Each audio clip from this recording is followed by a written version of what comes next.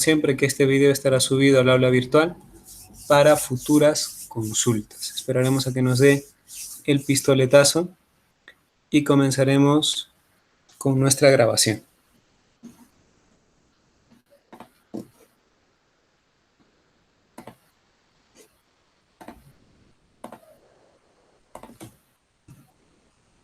Perfecto.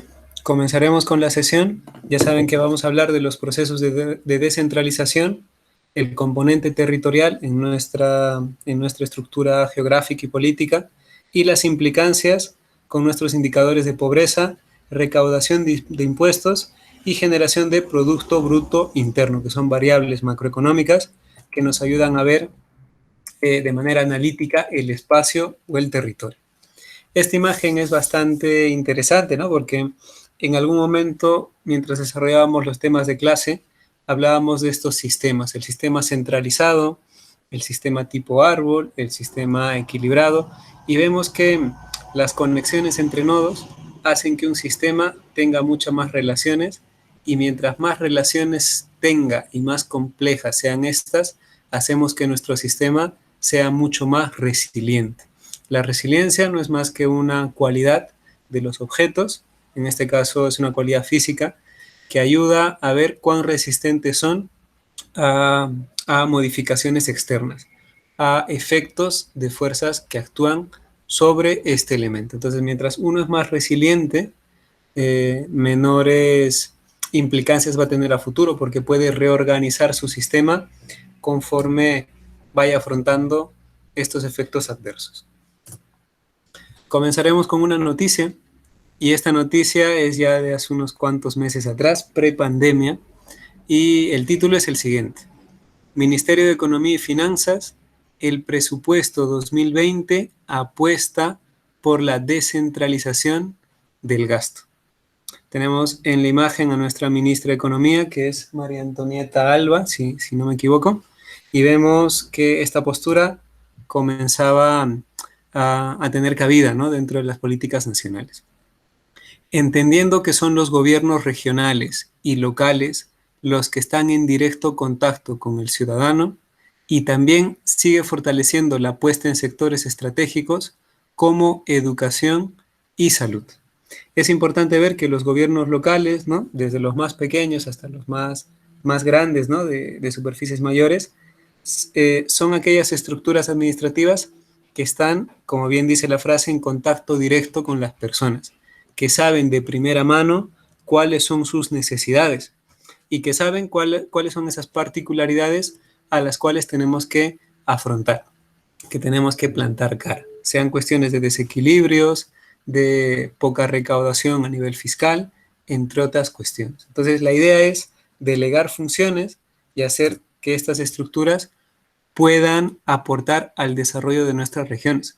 Lamentablemente, como hemos visto en los dos referentes anteriores, desde el año 2007 al 2015, los procesos de descentralización pareciera que han condicionado un aumento de los niveles de pobreza, lo cual parece totalmente ilógico, se escapa de nuestra lógica. Y es que hemos concluido que nuestro aparato administrativo no está lo suficientemente preparado para afrontar esa sobrecarga de responsabilidades. ¿Cómo podemos medir esto o podemos rastrear una pista para esto? Con el porcentaje de ejecución de gasto en las municipalidades. Sin entrar al detalle, ¿no?, de la ejecución de presupuestos en inversión pública ni de la generación de documentos para el año fiscal siguiente, podemos concluir de manera sencilla, ¿no?, y muy superficial, que a nivel Perú, ninguno de los distritos o gobiernos regionales gasta el total de presupuesto que ha planificado. Se dice que la ejecución presupuestal anual a nivel Perú apenas bordea el 60% en promedio, lo cual nos deja mucho que pensar, ¿no? En términos sencillos podríamos decir que tenemos dinero contante y sonante, ¿no?, disponible, y no tenemos la suficiente capacidad de gestión para poder gastarlo en los proyectos que hayamos planificado antes, lo cual es un jalón de orejas, tanto para la administración pública como para el propio sistema de asignación de recursos. Este es un gráfico en el cual nos plantean esta división, ¿no? El porcentaje de inversión hasta un corte hacia mediados del 2019, ¿no? El periodo 2019-2020, y se plantea el porcentaje de ejecución en distintos rubros: educación, transporte, salud, previsión social, y vemos que estos indicadores son, como siempre, muy bajos. Algo está pasando, ¿no? Y es que pareciera que nuestras estructuras pues hacen con el dinero pues lo que hace un mal administrador, ¿no? Hacer proyectos prioritarios y dedicar todos sus recursos humanos a estos, dejando descuidados aquellos proyectos que tienen una larga data y que tienen una visión transversal. Lo mismo, ¿no? El semáforo de la ejecución presupuestal en el año 2018. El monto ejecutado a nivel gobierno nacional obtuvo un avance total del 84.8%. A nivel de gobiernos locales apenas llegaba a un 72%, y a nivel de presupuesto total de la nación apenas alcanzamos a un 80.4%, lo cual parecería no estar tan mal, pero sí que es una situación que deberíamos ir resolviendo de cara al futuro próximo, ¿no? Lo decíamos, si es que hablamos a una especie de corte hasta mediados de este año, estaríamos hablando de solamente un 30% de ejecución de los proyectos planificados el año anterior, que estuvieron planificados en el presupuesto inicial ampliado y en el presupuesto inicial modificado, lo cual nos deja, como siempre, un mal sabor de boca, ¿no?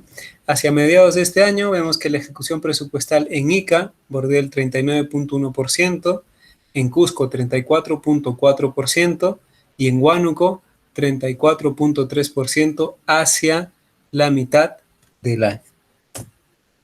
San Martín 26.6%, Ancash 24.4% y Pasco 21.4% de ejecución presupuestal. Si seguiríamos con este ritmo y sin contar o descontando cuestiones de pandemia, pues el resultado hacia final del año es un resultado bastante desalentador. Cogí esta imagen, digamos más o menos al azar, para mostrarles que la gestión pública va de la mano con los procesos de descentralización y desarrollo humano, en este caso desarrollo urbano y territorial sostenible. No es solamente identificar las potencialidades de tu región. No basta con crear instrumentos de gestión como planes a grandes escalas. Necesitas a personas que sepan llevar a cabo o que puedan llevar a cabo los objetivos que tú has planteado. ¿Cuál es el escenario al cual nos enfrentamos casi siempre? Es que tenemos instrumentos de gestión, entre paréntesis, planes muy bien hechos, pero que nunca se cumplen. Son demasiado, por decirlo de algún modo, demasiado optimistas y no toman en cuenta que nuestras estructuras administrativas son bastante débiles y no podrían afrontar estos retos que son muy grandes y son muy trascendentes para el desarrollo de nuestras regiones. Ideas hay muchísimas, ¿no? Proyectos de inversión pública, disruptores, existen, pero lo que nos falta es ese tránsito, ¿no? De la idea a la realidad. Y para eso, ¿qué tenemos que hacer? Fortalecer la administración pública. ¿Y quiénes formaríamos parte de la administración pública? Nosotros, los profesionales, que pasamos un tiempo en las aulas y luego en el ámbito profesional para poder aplicar las ideas, digamos, en este camino, ¿no? Hacia el desarrollo. El texto que vamos a analizar ahora es el texto que titula Descentralización, Divergencia y Desarrollo Regional en el Perú. Es un artículo publicado por Efraín González de Olarte hace unos cuantos años, el año 2010. ¿Qué nos dice González de Olarte? Nos dice que el problema se da cuando la organización económica en el territorio genera desigualdades entre sus habitantes, que no se corrigen y persisten en el tiempo, y sobre todo cuando tienden a generar divergencias en el crecimiento regional. De esta frase he subrayado o he coloreado la siguiente, ¿no? Que dice, no se corrigen y persisten en el tiempo. Es decir, en algún momento nosotros nos podríamos a pensar, ¿no? Que es natural, que es lógico y que es normal que ciertos lugares acaparen la mayor cantidad de PIB de nuestro sistema territorial. O sea, lo asumimos como un hecho per se, como algo que ya existe, cuando la realidad nos da ejemplos de que el sistema podría ser mucho más equilibrado, que podríamos tener un sistema policéntrico que genere nuevas rutas de desarrollo y descongestione ciertas rutas que ya están saturadas y que se consolidan a lo largo del tiempo. Entonces, ¿qué hace falta? Pues voluntad política para corregir estas desigualdades que existen entre habitantes y entre regiones. ¿Qué factores tenemos que tomar en cuenta? La localización de actividades productivas. ¿Dónde se ubican los grandes centros de producción? ¿Por dónde trasladan sus recursos o sus productos manufacturados? A esto tenemos que sumarle los famosos costes de transporte. Y es que si no tenemos una buena infraestructura vial, los costes de transporte suben demasiado, lo cual hace que la industria local vaya perdiendo cabida. A esto se le suma las famosas economías de escala, que son como esta suerte de clústeres o racimos industriales o tecnológicos que se van asentando en ciertos lugares. Y nosotros hemos visto, ¿no? Gracias a varios ejemplos, que la administración pública puede gestionar cambios de usos radicales para que ciertas empresas se asienten en lugares concretos. Y es que el ayuntamiento, el municipio o el gobierno regional no puede tener mucho dinero, pero sí tiene el poder sobre el suelo. Y haciendo los cambios sencillos y guardando relación con la sostenibilidad del ambiente y la sostenibilidad social, podría plantearse cambios de este tipo. Un ejemplo un poco lejano, ¿no? Y desfasado de nosotros sería Silicon Valley, ¿no? Que era un lugar que hasta hace unos 20 años atrás pues no era nada, ¿no? O sea, no tenía ningún punto de interés. Como el suelo urbano, en este caso periurbano, era tan barato en ese lugar, pues las iniciales startups decidieron invertir ahí, pues porque no le alcanzaba para comprar suelo urbano más caro. Y poco a poco se generaron estas economías de escala y vemos que el suelo se revaloriza solamente por esta inyección inicial de capital. La pregunta es, ¿el ayuntamiento, ¿no? O digamos el equivalente a la región de Silicon Valley, invirtió muchísimos millones de dinero para que pase esto? Al contrario, invirtieron muy poco y fueron las empresas las que poco a poco fueron modelando el paisaje y creando nuevos polos de desarrollo. Lo dicho, el ayuntamiento o el municipio puede no tener muchos recursos, pero sí tiene suelo urbano en sus manos.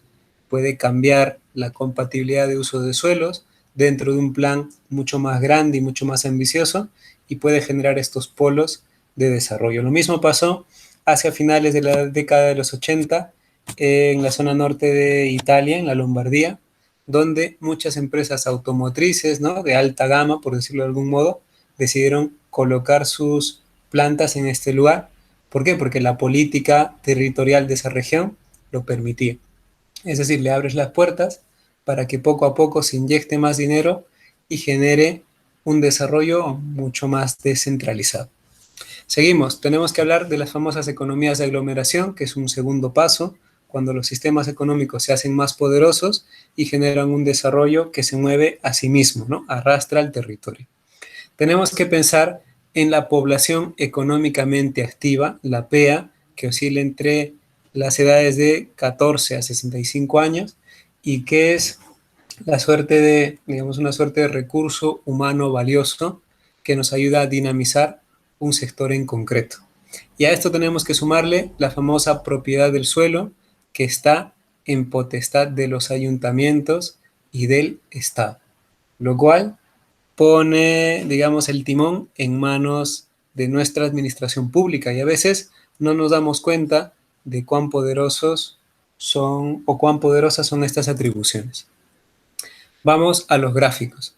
Este gráfico nos muestra en un periodo histórico de 1970 al 2008 el Producto Interno Bruto per cápita en Lima y el Producto Bruto Interno per cápita en el resto del país, en este periodo a precios de 1994. ¿Y qué nos muestra este gráfico, ¿no? Sin entrar mucho al grano fino, sin entrar al detalle? Vemos que el PIB del resto del país hacia el año 2008 representaría aproximadamente la mitad del PIB que se aglutina o se aglomera en nuestra ciudad capital. Vemos que esta macrocefalia urbana se va consolidando poco a poco. Vamos a ver otro periodo y vamos a ver qué pasa con las regiones. Aquí se hace un desagregado. Hablamos del PIB per cápita por regiones naturales. Y aquí vemos que existe ese famoso sesgo territorial. Vemos que el PIB en regiones de selva es el PIB más bajo, que está marcado con esta línea gris. Vemos que el PIB de sierra está marcada con esta línea y que es ligeramente superior. Por encima de estos dos, digamos, de estas dos secuencias, ¿no?, de datos, tenemos la región de costa, que es mucho más grande, es significativamente mayor a nivel de Producto Bruto Interno.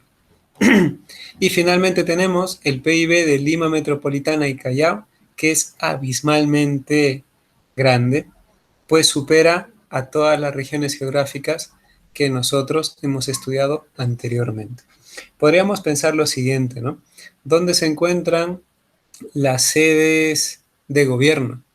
Se encuentran en Lima. ¿Dónde se encuentran la mayor cantidad, no la mayor cantidad, sino el único aeropuerto internacional de nuestro país? En Lima, ¿no? Entonces vemos que este sesgo es muy fuerte y que en muchos casos condiciona el desarrollo de otras regiones. Ortiz de Olarte nos dice, descentralización privada, sí, pero mediante políticas públicas para mejorar los ingresos fiscales. ¿Qué son los famosos ingresos fiscales? Son los impuestos. Que nuestras administraciones, sean locales, regionales o nacionales, puedan fortalecer sus estructuras internas para captar mayor impuesto. A esto podríamos sumarle esa vieja tradición de la evasión fiscal. Y es que pareciera que nosotros los peruanos estamos acostumbrados a no pagar impuesto porque pensamos que es una plata que se va a la SUNAT y es en vano y no se invierte en nada. En el caso de una ciudad o una región pequeñita, esta presunción se desbarata totalmente, porque los impuestos que se recaudan luego van a solventar los gastos corrientes de nuestros municipios. Y vemos que la balanza siempre, o que las cifras siempre están en rojo. Es decir, no se recauda lo suficiente para poder solventar los gastos de nuestro municipio.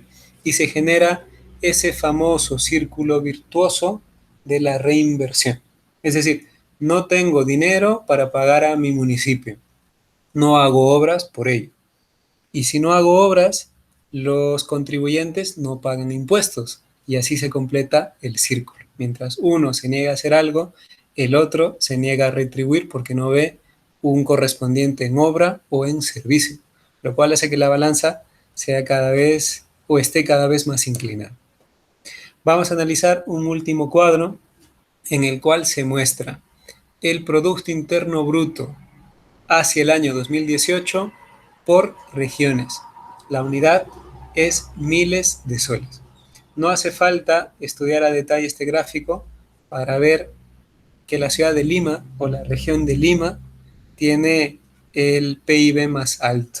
De hecho, yo creo que si sumamos todos los PIB de las regiones, a duras penas alcanzaríamos el porcentaje que Lima puede alcanzar. Entonces la pregunta sería, ¿Lima tiene la mayor cantidad de recursos naturales? Es decir, en Lima están las mineras que producen mayor oro o cobre del Perú. En Lima se encuentran los yacimientos de petróleo o los yacimientos de gas natural que abastecen a todo el Perú y que dan incluso para invertir el déficit de hidrocarburos. Yo creo que no. Entonces, ¿qué es lo que pasa? La mayor cantidad de intermediación está en Lima. La mayor cantidad de capital financiero está en Lima y eso hace que las cifras se disparen de manera importante, ¿no? Este gráfico lo muestra desde una perspectiva muy descarnada, ¿no? Muy significativa.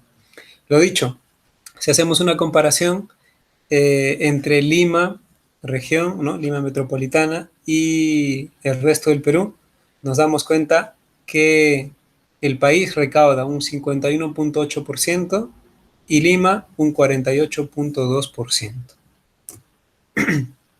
Todo tiene que ver con dinero, es decir, la asignación de presupuestos, los impuestos que podemos captar y en qué medida estos impuestos pueden ayudarnos a poder estructurar un desarrollo sostenible a largo plazo. Frente a esto, Ortiz de Olave, luego de haber hecho estas estadísticas históricas, nos muestran, o no nos muestra, sino nos sugiere tres recomendaciones para poder afrontar este problema. En primer lugar, un fondo de estabilización de los recursos del canon. El canon, que lo hemos mencionado en una de las clases a inicio de curso, es un impuesto derivado del impuesto a la renta que generan nuestras empresas mineras y de hidrocarburos, que se distribuye en mayor medida a los distritos, regiones y departamentos que agrupan los recursos. Entonces, hace muchos años atrás planteamos la figura del canon diferido, es decir, que el monto sea un monto único y que no varíe según, digamos, el precio de los metales a nivel internacional o el precio de hidrocarburos. Es decir, que no sea un canon, sino que sea una renta fija. Y en segunda instancia se planteaba, ¿no? Desde la plataforma ciudadana, se planteaba que el canon se reparta de manera equitativa entre todas las regiones. Y esto obviamente sacaba chispas, ¿no? Porque decíamos, somos dueños del recurso, nosotros, ¿no? Los cusqueños, nos corresponde más dinero a nosotros y no vemos que existen regiones que están mucho más lejanas al desarrollo y que quizás necesiten de manera urgente ese presupuesto, ¿no? Segunda recomendación, los recursos del canon deberían ser utilizados exclusivamente en asociaciones público-privadas para invertir, para hacer proyectos que tengan la mitad de intervención de la administración pública y la otra mitad del sector privado, lo cual generaría mucho más desarrollo económico, incluso aligeraría la carga administrativa y generaría mayores indicadores de eficiencia, es decir, este fantasma de la corrupción pues estaría cada vez menos, ¿no? Frente a esto se me viene a la cabeza el caso Odebrecht y vemos que no toda asociación público-privada llega a buen puerto, ¿no? A veces se desvía en el camino y genera un escándalo a nivel, no solamente Perú, sino a nivel Latinoamérica. Tercera recomendación, establecer metas de autonomía fiscal en función del rendimiento. Son los famosos presupuestos por resultados dentro del famoso plan de incentivos del Ministerio de Economía y Finanzas. Términos sencillos, es si un ayuntamiento gasta el 100% de su recaudación o se acerca, al año siguiente tiene un bono, tiene un porcentaje mayor de presupuesto disponible, lo cual beneficia a todos, ¿no? Genera un círculo virtuoso de inversión pública eficiente. Cuarto o cuarta y última condicionante o recomendación, tenemos que evitar la pereza fiscal en todos los niveles de gobierno. Es decir, un ayuntamiento tendría que pensarse como una pequeña empresa. Es decir, tendría que solventar sus gastos y tendría que depender, en la medida de lo posible, de recursos propios. Para ello, pues tiene que echar a andar la imaginación, tiene que pensar en modos de recaudación más eficiente, en acercarse al ciudadano, en hacer que la evasión fiscal sea cada vez menor, en hacer incentivos para que las personas se acerquen a esta nueva estrategia, entre otras. Pensemos que estamos en un escenario de crisis y que el Estado peruano desaparece totalmente. ¿Dónde se quedan esos pequeños ayuntamientos? Tendrían que inventarse modos distintos para obtener presupuesto para recaudar de manera eficiente. Quinta y última recomendación, establecer un plan de inversiones con metas y prioridades. Me voy a detener aquí en el último punto, porque establecer un plan de inversiones con metas y prioridades tiene que ver con el planeamiento urbano y con el planeamiento territorial. Ya lo habíamos mencionado, desde el año 2016, que es cuando se publica el Decreto Supremo 022, se plantea la obligatoriedad de una base de datos, una base de proyectos de inversión. Hacemos un plan territorial o un plan urbano y finalizamos con una lista de proyectos prioritarios que nos sirve de guía para que nuestros gobernantes sepan invertir bien. Que aunque los proyectos se ejecuten en nuestra gestión o en gestiones siguientes, exista de manera explícita una hoja de ruta que nos diga cuáles son los proyectos importantes, cuál sería el monto aproximado, el número de beneficiarios y el horizonte temporal de implementación, lo cual facilitaría el trabajo de nuestros gestores públicos.